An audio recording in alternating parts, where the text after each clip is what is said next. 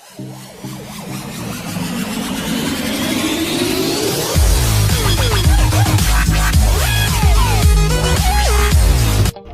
मित्रांनो, SR मराठी चॅनलमध्ये आपले सहर्ष स्वागत आहे। आज आपण जाणार आहोत सुंदर अशा कोकणातील हरिहरेश्वराच्या दर्शनासाठी व सुंदर अशी परिक्रमा बघण्यासाठी। चला तर मग आपण आलो आहोत हरिहरेश्वरला। ही पार्किंगची व्यवस्था आहे, 100 रुपये पार्किंग आहे। आपल्या सोबत आहे एवढे फॅमिली मेंबर। पार्किंगमध्ये गाडी लावून दुकानाच्या मधल्या रस्त्याने आम्ही मंदिराकडे आलो। येथे भरपूर कोकणी मेव्याची दुकान आहेत। कोकणी हाताने बनवलेले खाद्यपदार्थ मिळतात। श्री क्षेत्र हरिहरेश्वर येथून वाहणाऱ्या सावित्री नदीच्या विस्तीर्ण पात्रामुळे रत्नागिरी व रायगड जिल्ह्याची विभागणी झालेली आहे।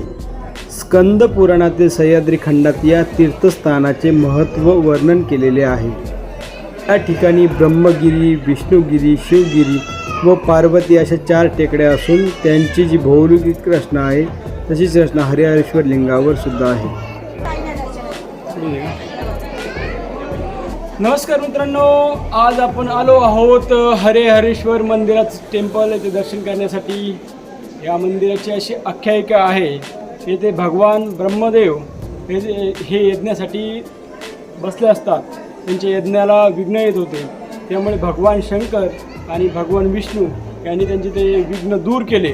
त्यामुळे ह्या मंदिरामध्ये भगवान विष्णू, शंकर आणि ब्रह्मदेवाची 3 देव इथं विराजमान झाले। आणि हर म्हणजे भगवान शिव आणि हरी म्हणजे भगवान विष्णू, त्यामुळे ह्या पवित्र स्थानाला हरिहरेश्वर असं नाव प्राप्त झालेलं आहे।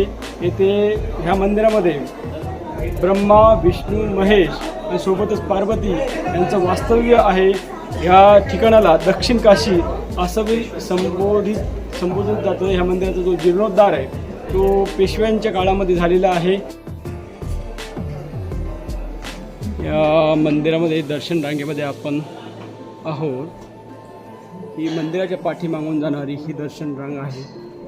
येथे 2 मंदिरं आहे, एक म्हणजे कालभैरव मंदिर व दुसरे हरिहरेश्वर मंदिर। पहिल्यांदा कालभैरवाचे दर्शन घेऊनच हरिहरेश्वराचे दर्शन घ्यावे लागते। दोन्ही मंदिरं एकमेकांना लागूनच आहे। पुराणामध्ये असे आख्यायिका आहे की अगस्त्य मुनींनी हरिहरी पर्वताची सेवा केली व त्यावेळेस हरिहरेश्वरांनी शंकर पार्वतीसह त्यांना साक्षात दर्शन दिले। इथं महर्षी अगस्त्य ऋषी यांचं स्थान आपण बघू शकतो। अगस्त्य ऋषी ते त्यांचं मंदिर इथं आहे।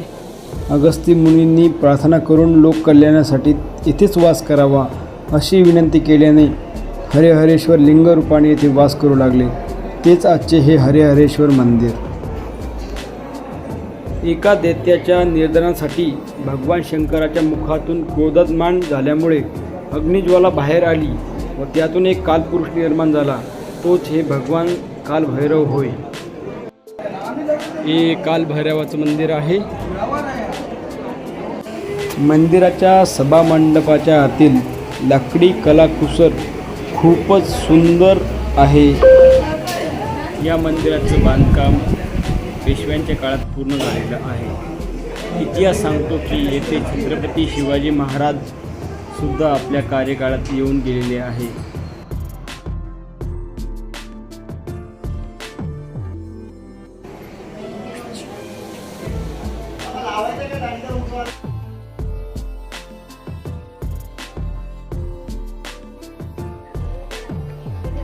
मित्रांनो, ही आहे हरिहरेश्वर मंदिराची स्मॉल प्रदक्षिणा। आम्ही आत्ता शिकायचा स्टार्ट केला आहे। दुपारचे 2:01 वाजला आहे। प्रदक्षिणा चालू केल्यानंतर मंदिराच्या पाठीमागे असणाऱ्या जांभ्या दगडाच्या 70 ते 80 पायऱ्या चढून आपण सुमारे 42-50 मीटर उंचीवर पोहोचतो। हीच ती ब्रह्मगिरीचा पर्वत आणि ही हरिहरेश्वराची स्मॉल प्रदक्षिणा मंदिराच्या आणि अरबी समुद्राच्या शेजारून आपण ही पूर्ण करत आहोत। येथील ब्रह्मगिरी विष्णुगिरी टेकड्यांमधून हा जाणारा रस्ता हा शुक्ल तीर्थाकडे जातो. हा तो ब्रह्मगिरीचा पर्वत आहे आणि आपण स्मॉल प्रदक्षिणा छोटी प्रदक्षिणा हरिहरेश्वराची पूर्ण करत आहोत. हा तो अरबी समुद्राचा नजारा आणि हे पलीकडं आपलं हरिहरेश्वराचं मंदिर आहे. ही 2 किलोमीटरची स्मॉल प्रदक्षिणा आपण पूर्ण करत आहोत. येथे खाली ब्रह्मदेवाने तपश्चर्या केली होती.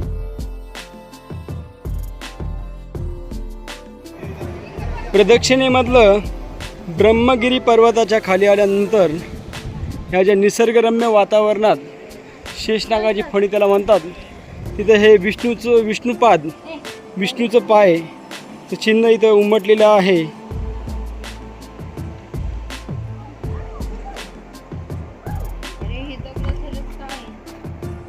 हे निसर्गाचं एक आश्चर्य म्हणावं लागेल.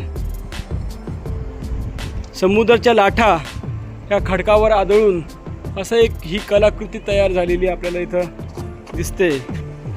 या खडकाळ भागात एक कुंड आहे, ते शुक्ल तीर्थ म्हणून ओळखले जातं. भगवान वामन यांनी जे 3 पायाची भूमी बळीराजाकडे मागितली होती, त्याची सुरुवात ही इथूनच हरिहरेश्वराच्या तीर्थापासूनच झालेली आहे अशी पुराणातील कथा सांगते.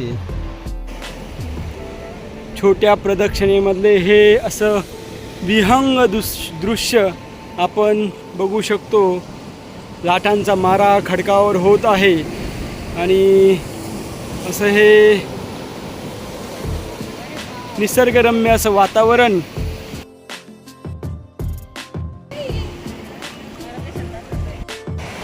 हे जे समोर दिसत आहे हे छोटे छोटे खेकडे खडकावरती बसलेले आपल्याला दिसतात.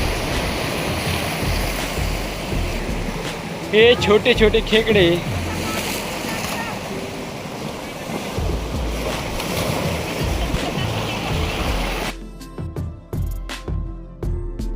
मित्रांनो, यासोबतच आपण आपली परिक्रमा पूर्ण करत आहोत. व्हिडिओ आवडल्यास व्हिडिओला लाईक करा, सबस्क्राईब करा. आपण असेच नवीन व्हिडिओ आपल्या चॅनलवर घेऊन येत आहोत. इकडे बघा, येत राहू. तरी परत भेटूया एका नवीन व्हिडिओसोबत. तोपर्यंत सेफ राहा, सुरक्षित राहा.